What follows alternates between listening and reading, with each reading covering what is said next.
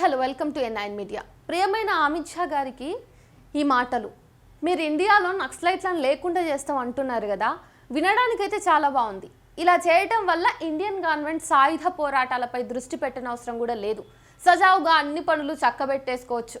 కానీ నాకు డౌట్ వచ్చింది. అదేంటంటే, ఎలాంటి ప్రభుత్వం పైన అయినా వ్యక్తులకు సంస్థలకు వ్యతిరేకత సహజం. దానికి వారు నిరసనలు వ్యక్తం చేయొచ్చు.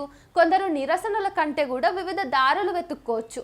ఇంతకాలం వారికి వ్యతిరేకత అసహనం వచ్చినప్పుడల్లా నిర్జన ప్రాంతాల్లోకి వెళ్ళి నక్సల్స్తో కలుస్తూ వస్తున్నారు.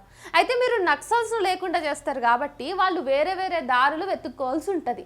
ప్రస్తుత పరిస్థితుల్లో చాలా హిందూ సంఘాలు తీవ్రవాద సంస్థలలాగా వ్యవహరిస్తున్నాయి. గతంలో ఒక హిందూ సంస్థ అయినటువంటి ఆర్ఎస్ఎస్ మీద పలు దేశాలు తీవ్రవాద సంస్థగా పేర్కొన్నట్టుగా కూడా వార్తలు వచ్చినాయి.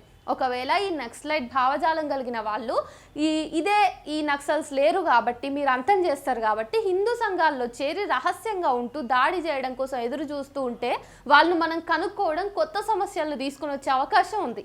ప్రస్తుతం చాలా హిందూ సంఘాలు తమను తాము హిందూ మతం రక్షకులుగా ప్రకటించుకుని వ్యక్తులను సంస్థలను టార్గెట్ చేసుకుంటూ వసూళ్లకు పాల్పడుతున్నారని చెప్పి కూడా వార్తలు వస్తున్నాయి. ఇటీవల హైదరాబాద్లో నగల వ్యాపార విషయంలో ఇలా జరిగిందని చదివాను. మీరు ఈ హిందూ సంఘాలన్నిటిపైన కన్నేసి వాళ్ళ కార్యకలాపాలను పరిశీలిస్తూ ఎవరైనా చట్టాన్ని అతిక్రమిస్తే వాళ్లకు శిక్ష విధించి రాజ్యాంగబద్ధంగా సంస్థలు నడుచుకునేటట్టు చేయాలని మనవి. అలా చేయకుండా వాళ్ళు వ్యక్తుల మీద దాడులు, సంస్థల మీద బెదిరింపులు ఇష్టారాజ్యంగా చేస్తూ ఉంటే వీళ్ళలో నక్సల్స్ చేరితే వాళ్ళను గుర్తించడం కష్టమని నేను భావిస్తున్నా. నిజానికి ప్రభుత్వం పైన వ్యతిరేకంగా పనిచేయాలని ఆలోచన కలిగిన వారు ఇలాంటి హిందూ సంఘాల్లో ఉంటే, హిందూ మెజారిటీ దేశంలో వాళ్ళను పట్టుకోవాలంటే హిందూ సంఘాలను అనుమానించినప్పుడు మెజారిటీ హిందువుల మనోభావాలు దెబ్బతీసిన వాళ్ళం అవుతాం.